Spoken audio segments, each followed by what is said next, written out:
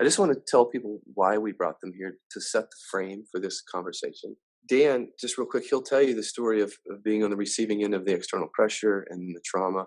And Dana will tell you the story of how she's worked with parents in her family that were struggling with addiction, and then with Dan.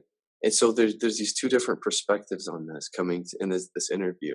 You've got a mother who was trying very desperately to fix an issue she saw in her family, and then a son responding to that mother's call, and then the stuff that ensued after that.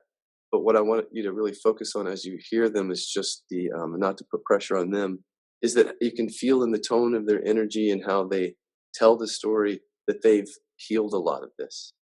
They've healed tons of it. And so that's the point I want you to hear, is listen with your heart, like to that part of it as they tell it. You said when you feel somebody that's coming at you with just love, with just that, it's almost like a child. You feel like that, the childlike sort of just unconditional love. It's like, well, I'll just tell you everything, you know. And I've been on both sides of it, and it's amazing on both sides. So looking back on it now, I start to see that the external pressure that got put on me, I internalized it, and it became part of the belief system internally that I had. And so I didn't need someone else doing it now because I was doing it to me. It was like life was kind of like this. It felt like this. And as soon as that happened, it was like this. And I remember that. I remember feeling that physically and kind of emotionally, just like shit. It was like tunnel bit. But it was a very profound experience for me at the center. And I began to kind of understand how the pressure that I felt growing up and that I then put on Dan had affected me, our family, that external pressure that Scott and Dan just talked about. And I also, it was like right at the end of when Dan was sharing about his crush on the woman that he's involved with now.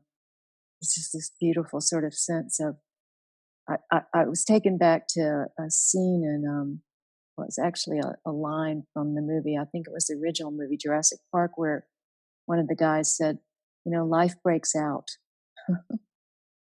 That's what it feels like to me. It's like that. It's like what I learned to do in my family, sort of squelch the life force. So then I did that going forward in my parenting with Dan. And it's like life breaks out. Thank God, life breaks out. And I think life breaks out if you do the work. If you're willing to go there and look at all these beliefs and things that caused you to, the fear that caused you to put external pressure on other people. Go to KillibyCenter.com, Radical Recovery Summit, for access to the interviews. You can watch them free online for 48 hours after they air, or you could purchase an all-access pass. KillibyCenter.com.